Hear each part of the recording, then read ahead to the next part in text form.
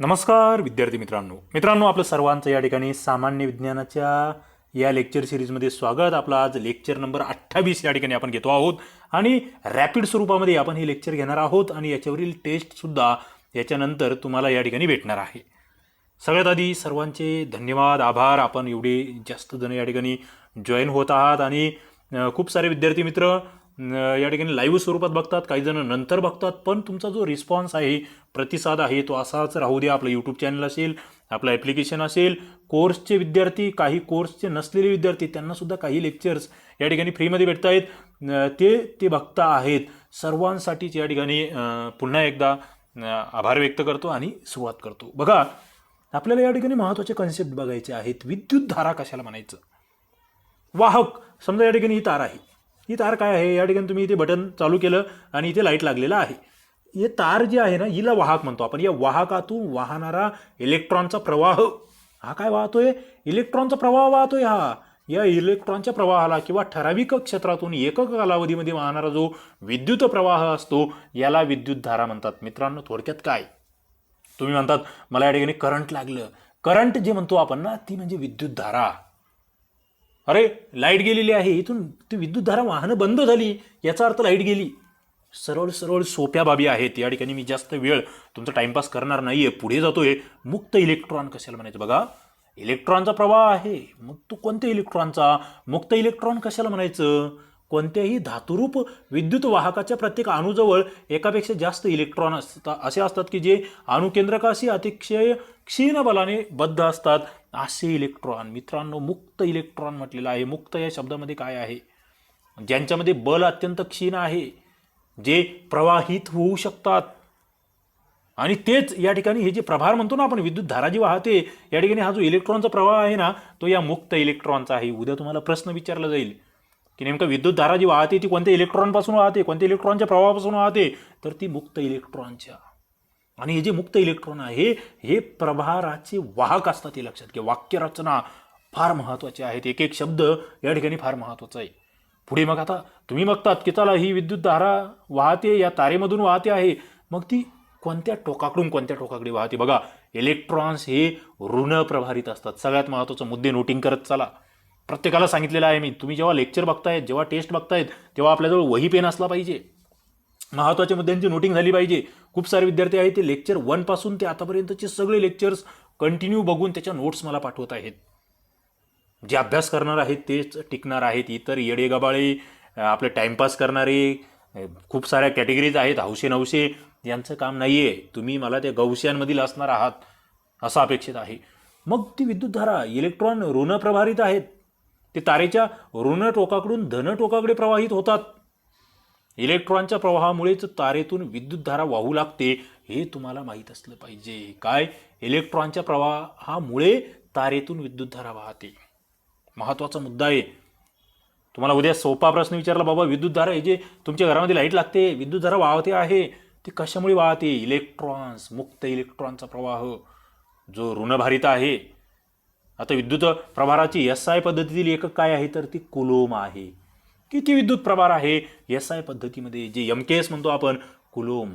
मग 1 अँपियर बरोबर 1 कुलम छेद 1 सेकंद। विद्युत धारा अँपियरमध्ये व्यक्त करतात, हे तुमचं तोंडपाठच असलं पाहिजे, तोंडपाठच। त्याला आपण ए असं लिहित असतो। विद्युत धारा ते एकक कुलोम आहे, मात्र व्यक्त कशात करायची? अँपियरमध्ये व्यक्त करायची। काय? विद्युत धारा, माहीतच असलं पाहिजे आम्हाला। पुढे जातोय, जर वाहकातून एका सेकंदाला 1 कुलोम इतका विद्युत प्रभार त्या ठिकाणी प्रवाहित होत असेल, तर अशा वाहकातून वाहणारी विद्युत धारा ही 1 अँपियर असते। थोडक्यात काय मित्रांनो, 1 सेकंद, सेकंद महत्त्वाचा आहे, कुलोम महत्त्वाचा आहे। एका सेकंदामध्ये 1 कुलोम एवढी विद्युत धारा वाहत असेल, तर ती 1 अँपियर इतकी असते, हे लक्षात घ्या। मग अतिसूक्ष्म परिमाणे सुद्धा आहेत। 1 मिली अँपियर आहे, ज्याला 10⁻³ आपण म्हणतो। 1 मायक्रो अँपियर आहे, ज्याला -10⁻⁴ असं आपण म्हणतो।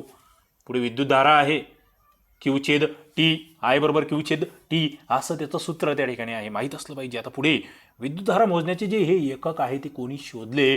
तर ते आंद्रे अँपियर यांनी शोधले। फ्रेंच गणितज्ञ आहे हा, यांनी ते शोधलं, म्हणून आपण त्या ठिकाणी अँपियर हे नाव देतोय किंवा त्याच्यामध्ये हे मोजतो आहे, माहीतच असलं पाहिजे, या बाबी माहीत असल्या पाहिजे। आता या ठिकाणी तुम्ही जर बघितलं तर तुमच्या समोर काही उदाहरणं दिलेली आहेत।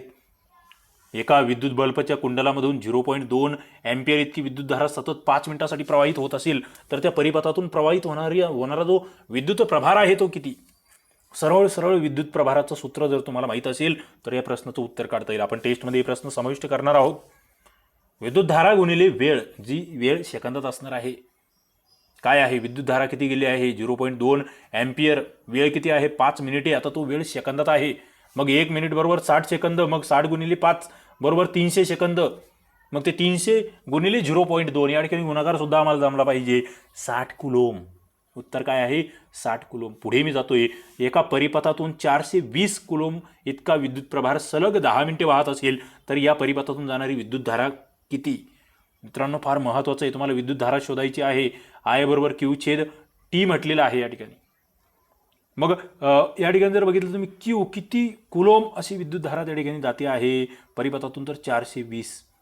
आणि पुढे टी टाईम हा तुम्हाला 10 मिनिटं सेकंदामध्ये 60 सेकंदाचं 1 मिनिट होतोय म्हणून ते 600. 720 भागिले 600 या 420 भागिले 600 0.7 अँपिअर असं उत्तर त्या ठिकाणी येतं. पुढे विद्युत परिपथाकृती असे 2 कन्सेप्ट आहेत. विद्युत परिपथ कशाला म्हणायचं? विद्युत पथाच्या दोन्ही आग्रांमध्ये जोडलेल्या वाहक तारा व इतर रोध यामधून वाहणारा जो विद्युतधारेचा सलग मार्ग आहे, तुम्ही ती आकृती याच्या आधी पाहिलेली असेल. अशा स्वरूपाचं त्या ठिकाणी आकृती असते. त्याच्यामध्ये मग कुठेतरी बल्ब दिलेला असतो, कुठे कळ दिलेली असते. तो विद्युत परिपथ असतो. तो सलग मार्ग जो आहे त्याला विद्युत परिपथ म्हणतो. आणि ते घटक मग वेगवेगळे कसे जोडलेले आहेत, त्यांची विद्युत चिन्ह कोणते आहेत, हे सगळं जेव्हा आपण आकृतीमध्ये दाखवतो त्याला आपण विद्युत परिपथाकृती म्हणतो. ते आपल्याला बघायचं आहे. आता कशी असते ती, कोणकोणत्या आकृत्या, कशासाठी कोणतं चिन्ह आहे, महत्त्वाचा आहे. प्रश्न आलेले आहे त्याच्यावर.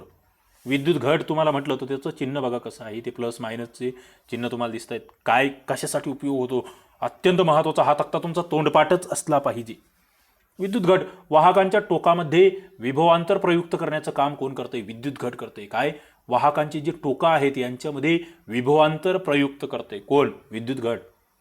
पुढे विजेरी कशाला म्हणायचं? अनेक घटांचा संच, ज्याला आपण विजेरी म्हणतोय. अनेक घट, विद्युत घट एकच आहे, मात्र विजेरीमध्ये अनेक घटांचा संच आहे. आणि या अनेक घटांमधून काय होतंय तर वाहकांच्या टोकामध्ये जास्त क्षमतेचे विभवांतर प्रयुक्त होते. पुढे टॅप कशाला म्हणायचं किंवा प्लग स्विच कशाला म्हणायचं? या ठिकाणी बघा उघडा कळ दाखवलेला आहे. टॅप म्हणतो आपण त्याला. विद्युत प्रवाह बंद करायचा असेल, बटन बंद केलं, तुम्ही एका ठिकाणी स्विच बंद करतायत, तो उघडा कळ. बटन त्या ठिकाणी तुम्ही चालू केलं, त्याला बंद टॅप म्हटलं गेलं या ठिकाणी, मात्र तो तुम्ही त्या ठिकाणी विद्युत प्रवाह सुरू करतायत. जोडतार कशाला म्हणायचं? वाहक तार. त्याचं चिन्ह कसं आहे बघून घ्या, लक्षात ठेवा. वाहक तारांची जोडणी कशा पद्धतीची असते? ओलांडून जाणारे वाहक तारा, त्याच्यासाठी कसं चिन्ह आहे? वाहक तारा एकमेकींना ओलांडून जाताना दाखवणे. पुढे विद्युत दिवा, विद्युत धारा तपासण्यासाठी या ठिकाणी आपण बघतो विद्युत दिवा आहे.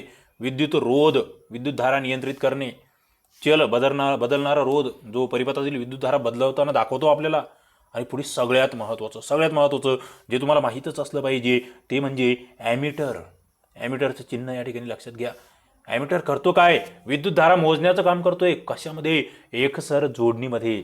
आणि पुढे आहे व्होल्टमीटर. विभवांतर मोजतो आहे व्होल्टमीटर. कशामध्ये? समांतर जोडणीमध्ये. ॲमीटर आणि व्होल्टमीटर दोन्हीमधला फरक अत्यंत सूक्ष्म आहे, पण तो महत्त्वाचा आहे, जो आम्हाला माहीतच असला पाहिजे. चला, अशा पद्धतीने आपण या ठिकाणी धाराविद्युत नावाचा टॉपिक बघितलेला आहे. नक्कीच तुम्हाला लेक्चर आवडलं असेल, लाईक करा, आपल्या मित्रांना शेअर करा. आणि या ठिकाणी असेच सगळे लेक्चर्स, सगळ्या PDF तुम्हाला पाहिजे असेल तर आपलं STRCP ॲप्लिकेशन आहे, ज्याची लिंक खाली दिली आहे. ते डाउनलोड करा. त्या ठिकाणी बरंचसं फ्री मटेरियलही तुम्हाला भेटेल आणि नवीन कोर्सेससुद्धा तुम्हाला त्या ठिकाणी पूर्णतः सिस्टमॅटिकली भेटणार आहेत. या ठिकाणी आपण थांबूया. धन्यवाद.